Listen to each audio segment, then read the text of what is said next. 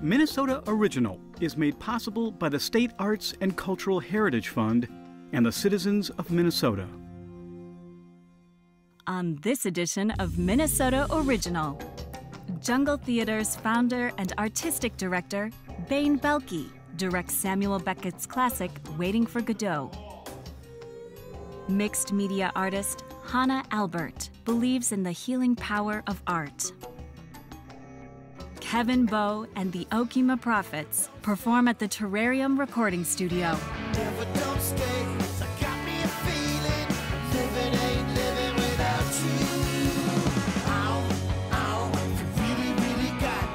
These artists and more, now on Minnesota Original.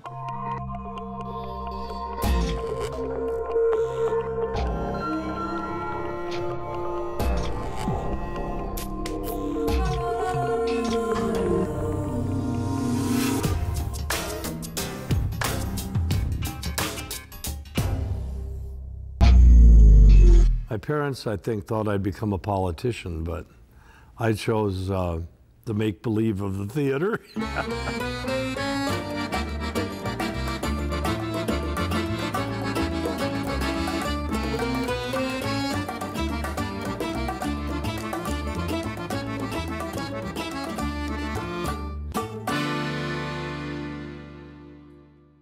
This first scene, I think, is more available than we think. This entry thing doesn't happen all the time to him, but it's a major deal, and he's going like this. Today we're beginning our second week of rehearsal for Waiting for Godot by Samuel Beckett. This is some problem. One of the things that's interesting about doing a play like Waiting for Godot, which is a classic and has been done by hundreds of companies since it was written in the 50s, some of these interpretations of these other productions seem to sort of attach themselves like crustaceans or whatever, onto the text of a play. And part of the job is to sort of clean away the text so that we can get down to a new and perhaps truer response to the material that Samuel Beckett hands us. May one inquire where His Highness spent the evening? In a ditch. I like to make theater that when you go to, you recognize it as being part of our life, and that theater becomes a poetic distillation of the event of being alive in the world we know. Whip. That's what the jungle is about. That's what theater should be. That's what art is. That's what it is, that we go and we can have experiences that we would need a lifetime to get to know. And that's the purpose of art in community. It's not something high-flown. It's something really of the people. It's very grounded. That's my job as an actor, then as a director and a designer, is to try to bring forth the visions of these poet-playwrights so that we can drink of this cup of poetic wisdom. Now you can let him go. When I was a sophomore in high school, we moved to Farmington, and we drove by one area, and there was a horseshoe lake with a little red barn sitting on it, and it was for sale. So I took down the telephone number. When I got home, I called him, and I told him I wanted to start a summer theater in the barn. And he said, "I'll let you do it, because I want to keep you kids off the streets." So that was when I began my fundraising. And I went around to everyone in town. I got $10. The barn was 20 feet by 30 feet, so the stage was 10 by 20 with a burlap curtain. And then we had 20 folding chairs. And we did Dial M for Murder, we did The Miser by Moliere, we did Bell, Book and Candle, we did The Diary of Anne Frank. So I spent two years there in the summertime doing theater, which was really living in a dream for me.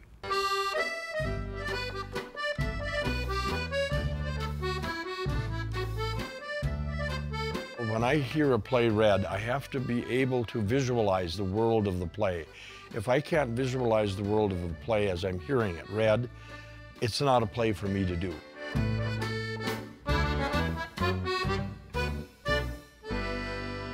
This is just beginning here. This was a first pass. I find when I first try to put it into the hardcore of this dimensionality, I learn a lot. For example, in this one right here, I see now that this room should be 2 feet wider, that entry arch should be over about 3 feet. I'm known in my set design for a kind of veracity as far as detail is concerned. I like to capture the authentic feel of a world that a play lives in, not a representation of it, not something that looks like it, but something that really looks as if it's the world the characters live in. Because from my perspective, the characters in plays are as complete and real as you are, or as I am.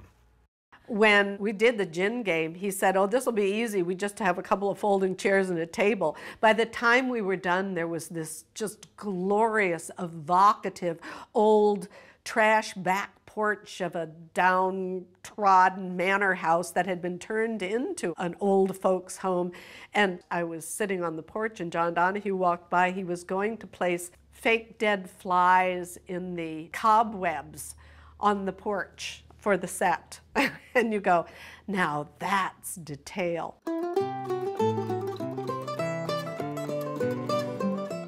I've known Bain Boehlke for 50 years, starting out doing work with a summer touring theater company called Theater on the Road.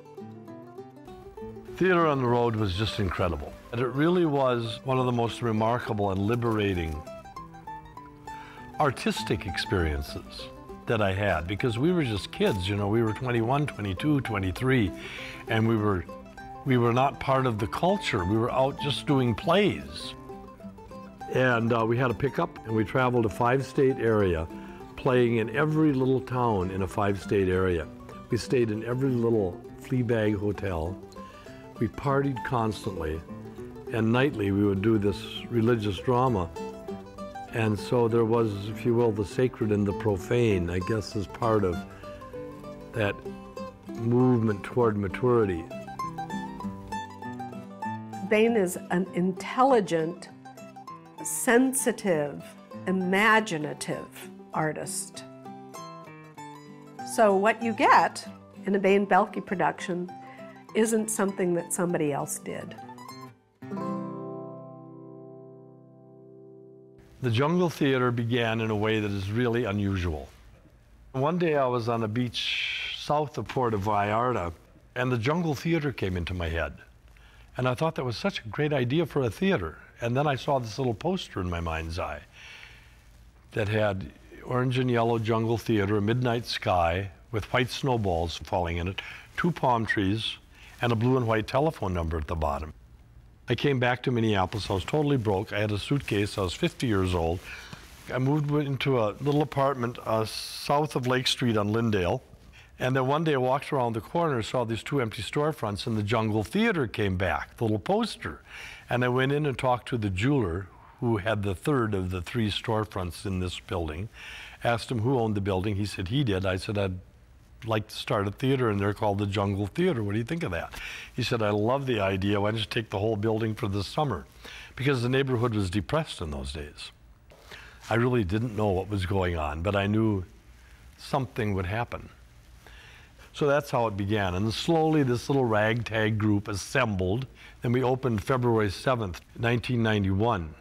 And it was remarkable. I didn't expect anything of it. We had no plan. We had no business plan. We had nothing. But when Dial M for Murder opened, it got up on the shelf. And then we just kept on going. And this little theater there became just the new girl in town, you know. It was just like huge, well, unbelievable. In 1999, this building was renovated and we moved in here. And then, of course, after a few years, we realized that the neighborhood was changing and that this little theater had brought catalytic energy here. Everybody converging here at night and going to the restaurants and so forth, you know. And now it's an entertainment destination, a place where things that have a certain poetic veracity happen. Let us not then speak ill of our generation. It is not any unhappier than its predecessors. Let us not speak well of it either. Let us not speak of it at all. It is true, the population has increased. Try and walk. Theater is a very challenging art form, but when it succeeds, it's just an amazing experience. We've nothing more to do here. nor anywhere else. Oh, go, don't go on like that. Tomorrow everything will be better. How do you make that out? Did you not hear what the child said? No. It is one of those great journeys in the subterranean avenues of the spirit. You really can ride around in there under the guise of a story. You know, the story is the hook, but then inside we go so many different places that are really inaccessible in a way to us, except perhaps through art. Well, shall we go? Yes. Let's go.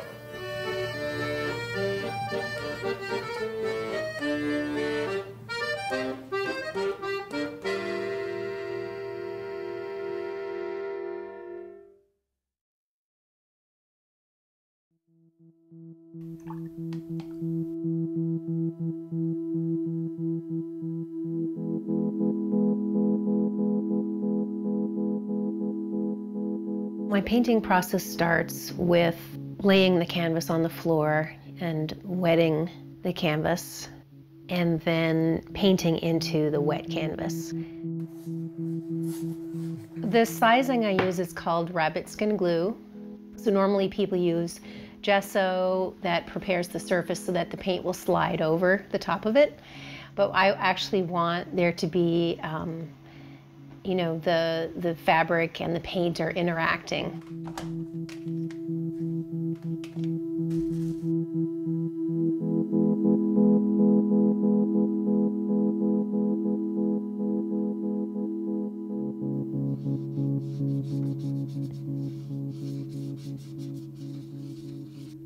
I try to just allow myself to get absorbed in the process and allow however the paint's going to flow naturally and organically on the surface to happen. I'm intentionally trying to not totally have control over the outcome.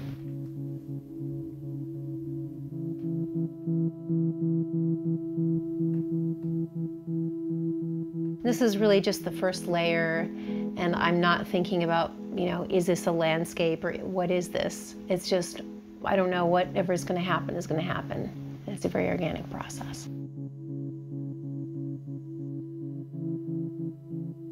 See these little edges, and they get these little ruffly edges? I just love that. Like, the next day, I put the canvas up against the wall, and I start looking to see what's there, appreciating the shapes. And I'll just wait until something starts to stand out to me that wants to be defined. And then I started to work into it to develop certain areas. And then there are areas I want to leave as they are because they just organically have a really beautiful energy to them. And then other places that need to be brought out and defined. So a lot of it is just deciding what to leave alone and what to work on.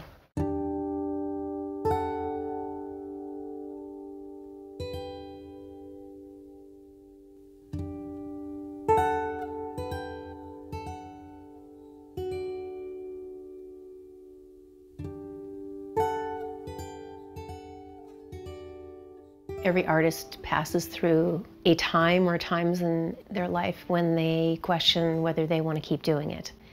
And I think that I came up to a point in time when I was in my late 20s when I really questioned, am I going to make a living doing this? And I didn't feel like I was really ready to launch into that at that point. And at that time I felt like I was just saying goodbye to that part of my life for a while. I wasn't really sure even when or if I would come back to it. And it felt okay at the time. I started to feel like I was really missing making things.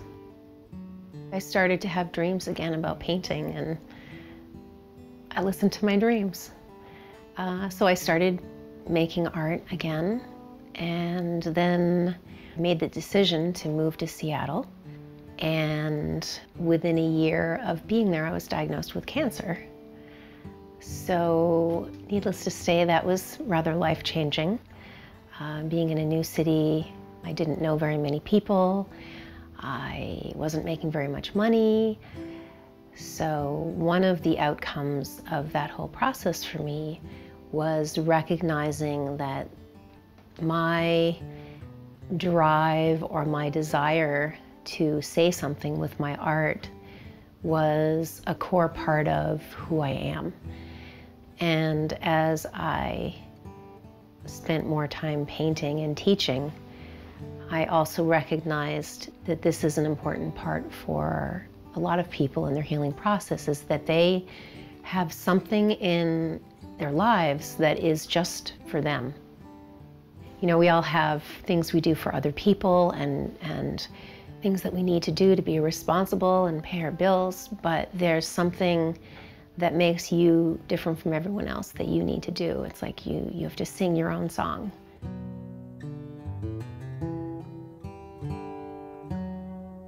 My work is really like a microcosm of what's going on inside. We change a little bit every day. We have millions of processes going on inside us. Everything's changing all the time, even though it seems static. You know, you can look at the landscape and say, wow, this really doesn't seem to be changing. You come back 10 years later and things look pretty different. And it's the same thing with us. And when I do a painting that I really like, it's a painting that you can come back to and see in a new way. The paintings are an opportunity to shift your vibration. Just the act of observing something very carefully and closely over a period of time can change how you're feeling and how you're moving through the world. And so I want my paintings to be like that, where you have it hanging in your house and maybe you're feeling a little stuck and something needs to shift, and you sit in front of this painting that has a lot of movement that's really about change and transformation, and it pulls you along.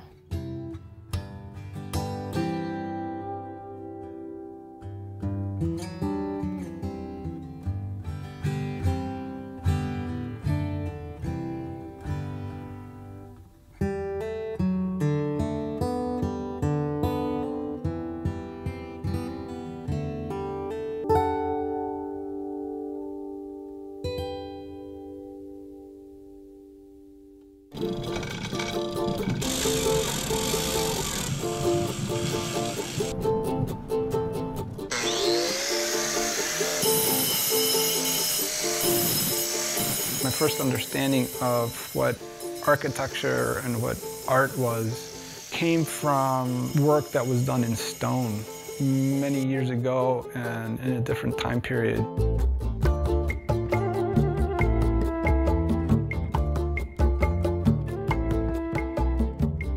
I do work that's kind of fun. It takes you out of the ordinary. It's starting to be very much removed from what, you know, a lot of people's experiences are. I grew up in Tikal in Guatemala, which is a classic Maya city that had recently been reconstructed in the years prior to my birth, and I think that a lot of what I was influenced while I was living there is what brought me to do the work that I do.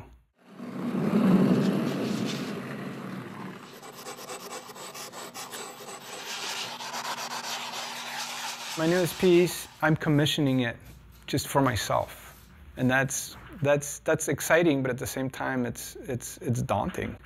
This is the piece that inspired the piece that I'm working on right now. I've gotten into this new mode of tying stone with iron, and that creates an interesting possibility to do something that's of an interesting scale.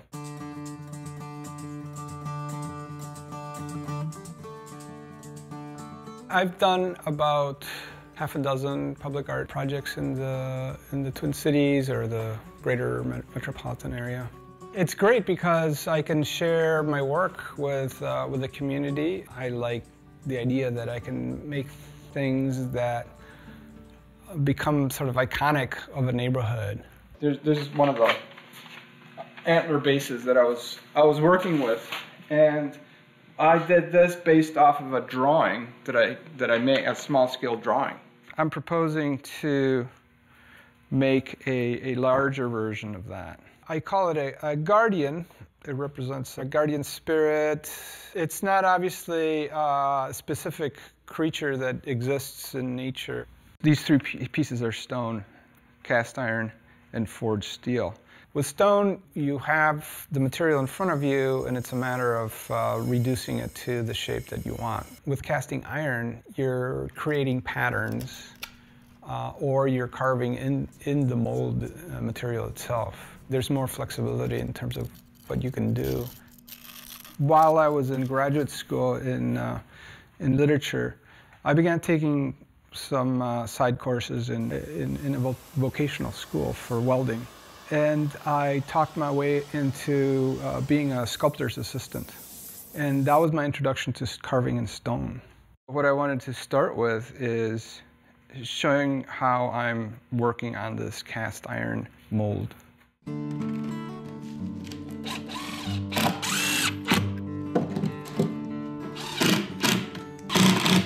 I use sand mold. It's one of the preferred ways of casting in iron because it withstands the heat.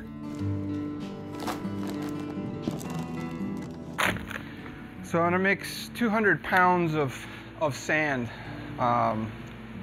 with binder and catalyst. The other thing that I've found interesting about iron is that the machinability of it. It allows you to move from one material to the other, to make connections more readily. It makes you think a little bit differently about what you can do. And it's only until recently that I started really combining both the stone and the metal.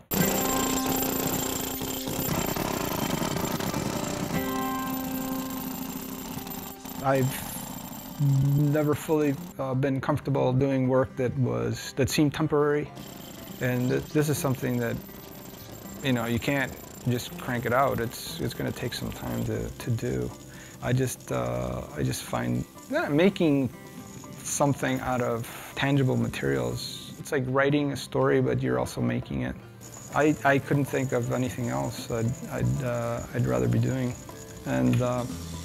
Even if it's cold out, I'd be out there in a snowstorm.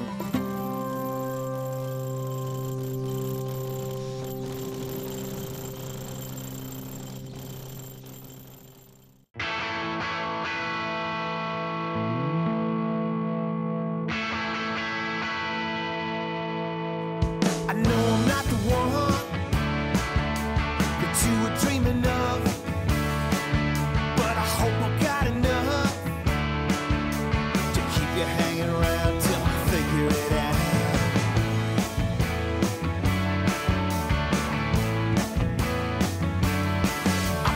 Trying to get right, and maybe I might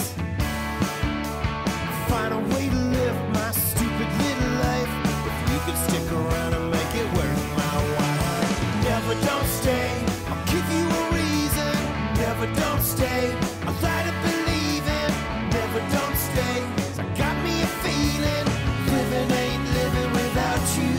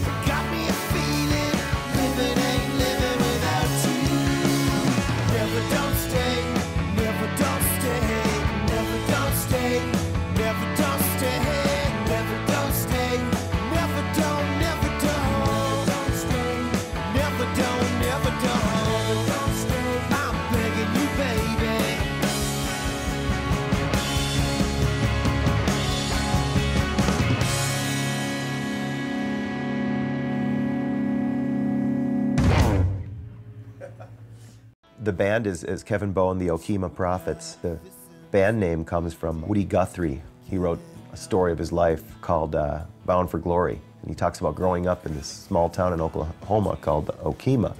And there's the town lunatic that kind of yells nonsense in the middle of the town square all day. And the people of the town kind of, I don't know if affectionately or condescendingly, call him the Okemah Prophet.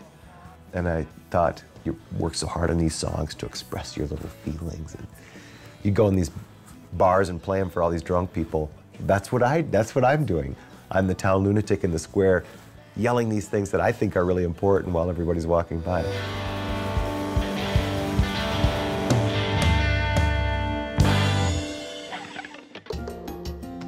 Minnesota Original is made possible by the State Arts and Cultural Heritage Fund and the citizens of Minnesota.